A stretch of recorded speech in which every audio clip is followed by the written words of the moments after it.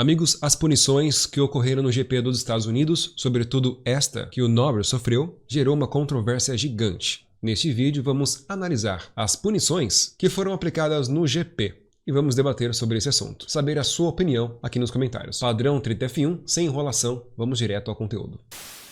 Vamos começar com a largada.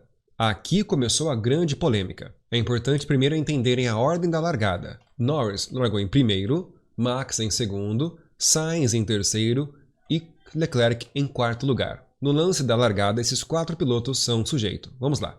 Primeira curva à esquerda, uma curva muito famosa e complicada. Vejamos que Max Verstappen já conseguiu colocar o carro no lado interno da curva, o lado preferencial, atacando o Lando Norris. Sim, atacando o Lando Norris. Pois antes da frenagem, o Norris estava com 1,5 carro na frente do Max Verstappen. Após a frenagem, Max Verstappen freou bem mais tarde e aí sim conseguiu colocar o carro ao lado do Norris. Verstappen entrou muito fechado nesta curva. Esta manobra do Max fez ele entrar extremamente fechado nessa curva, uma posição bem difícil e atípica. Naturalmente, não tinha como ele sair em velocidade, a não ser que ele espalhasse muito o seu carro. E foi o que ele fez. Espalhou bastante o seu carro, jogando completamente o Norris para fora da pista, no momento em que a pista está mais suja. Isso fez com que Norris, obviamente, perdesse muito tempo. Mas junto com o Norris, o Verstappen também perdeu muito tempo. O Norris basicamente acompanhou o Verstappen no movimento que o Verstappen fez. Esta situação deixou o Verstappen e o Norris extremamente lentos na saída da curva, fazendo com que ambos os pilotos fossem ultrapassados com extrema facilidade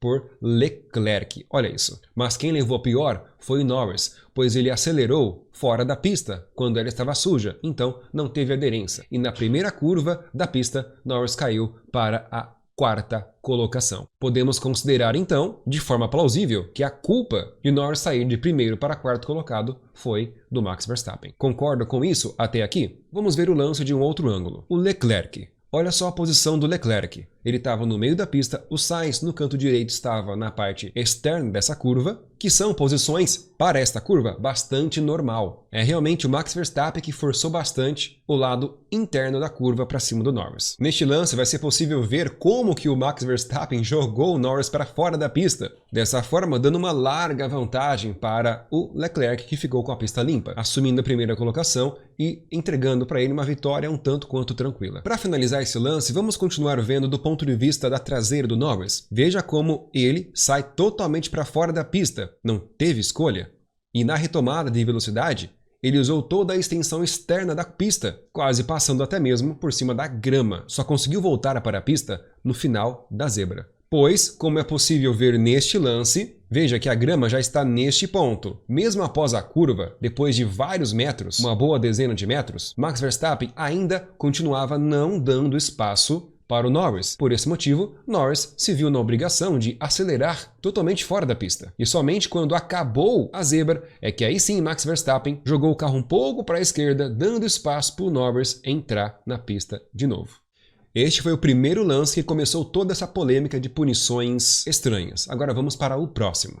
Lembrando, Max Verstappen não foi penalizado aqui. Max Verstappen ganhou a posição do Norris, o forçando para fora da pista, teoricamente infringindo o artigo 15 do regulamento esportivo, que vamos comentar sobre isso mais à frente desse vídeo. Vamos lá. Durante a corrida tiveram 3 punições, justamente por forçar o adversário para fora da pista e obter vantagem na ultrapassagem. Uma delas eu vou mostrar, mas foram basicamente iguais. Uma delas foi uma punição para o George Russell, que forçou o Bottas para fora da pista. Mas há uma atenção aqui para vocês, muitos não sabem disso. A punição para o Russell foi de apenas, entre aspas, 5 segundos, pois, segundo os fiscais, só não foi de 10 segundos porque o Russell não forçou o Bottas para fora da pista de forma deliberada, ou seja, não foi porque ele quis. Ou seja, neste lance, que não é a curva 1, é a curva 12, uma curva um pouco parecida com a curva 1, tá? Basicamente a mesma coisa, uma curva bem fechada para a esquerda com uma longa área de escape à sua direita. Veja que o modus operandi é praticamente o mesmo do Max Verstappen para cima do Lando Norris, porém foi em momentos diferentes da corrida e numa curva diferente, mas o formato da curva é praticamente o mesmo, tá? Uma curva fechada para a esquerda com uma área de escape à sua direita bastante ampla. O carro estava 1,5 carro atrás, freou tarde, colocou do lado do carro do Bottas. Na curva à esquerda, jogou o Bottas para fora da pista, pois não deu espaço para ele. Veja que o Russell tomou totalmente o espaço da pista, não tendo escolha Bottas acelerar fora da pista. Nesta manobra, Russell continuou e obteve a vantagem, conseguindo a ultrapassagem para cima do Bottas. Russell foi punido por isso. Veja que aqui, Bottas perdeu apenas uma posição, a posição ao qual ele estava tentando se defender para cima do Russell. No caso do Max, além do Max ter ganhado a posição do Norris, ele fez com que o Norris perdesse várias outras posições. Agora chegamos à grande polêmica punição que o Norris recebeu na ultrapassagem que ele fez para cima do Verstappen. Primeiro vamos entender a lei. Norris foi penalizado pois ultrapassou o carro por fora, mas não estava nivelado ou próximo, lado a lado, do carro número 1 no momento do ápex da curva, ou do ápice da curva. Vamos entender o que é o ápice da curva. Minha experiência com automobilismo virtual vai ajudar bastante agora. Pessoal, uma curva pode ter vários ápices, dependendo da linha que o carro estiver seguindo. Aqui eu mostro para vocês que nesta curva, que é igual, nos 3 modos, o ápice dela, dependendo do objetivo do piloto, na linha azul o ápice é no começo, na linha amarela o ápice é na saída da curva, na linha verde o ápice é no centro da curva. Dependendo da estratégia do piloto, uma curva pode ter 2 ápices. É o caso da linha azul. É claro que esta curva aqui é um exemplo bem incomum. Agora, se for uma curva padrão, 90 graus, bem simplesinha, aí é claro que o ápice da curva vai ser apenas 1. Não importa se você entrar mais fechado ou mais aberto, o ápice vai ser o mesmo. Apenas a técnica empregada de entrada e de saída que vai mudar. Então, vocês entenderam o que é o ápice da curva? Eu acho que não, né? E não julgo vocês. O que eu quero mostrar para vocês é que não existe definição para o ápice de uma curva. Isso vai variar e muito dependendo da curva e do objetivo do piloto. Até mesmo no regulamento esportivo da FIA, eles não definem o que é o ápice de uma curva. Então, esta interpretação que eles fizeram, que o Norris não estava nivelado com o Max Verstappen no ápex da curva, é uma mera interpretação. Isso pode variar de curva para curva, pista para pista, momento, situação para situação. Eu bati nessa tecla do ápice para vocês porque foi o argumento que a FIA usou para punir o Lando Norris, que o carro não estava alinhado com o do Verstappen no ápice da curva. Vejam que esta curva é uma curva simples, é fechada, mas parece quase um 90 graus. O ápex da curva aqui não tem segredo, é basicamente este ponto, esta linha. O Max Verstappen, por estar por dentro, é óbvio que ele vai passar mais próximo do ápice da curva. O Norris, por estar por fora e com seu caminho obstruído por outro carro, é óbvio que ele vai atingir o ápice da curva mais longe. Mas o argumento da FIA foi que o Norris não estava alinhado com o carro do Max no ápice da curva. Será? Este é o momento do ápex da curva.